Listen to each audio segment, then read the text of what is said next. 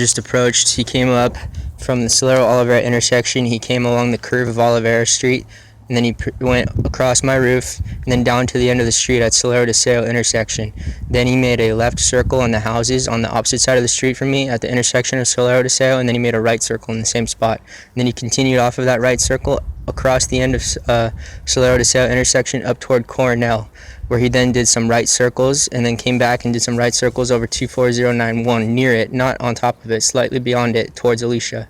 And then he did power circles all over Caladad Street and then up to, I think it's Hogar, and then something like Guardia, something with a G, Ganador possibly. And so he did power circles all around there, and he ranged up the street, back and forth up the street, and he had the intercom on, and he was saying something. And then when I ran down to record it, I got on the roof, tried to record him from a distance, and then it wasn't pulling up well, and I couldn't go down the street to record him because then they would just arrest me because they were looking for me.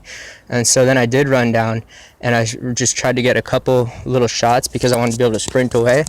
And my phone shut off, and then he came at me. He came closer to me because he was going to come get me. And then so I left, and then I came back, and he moved towards me again. And then he just moved up and down that whole time. And then I took another little video and ran back. But he had the intercom on the whole time.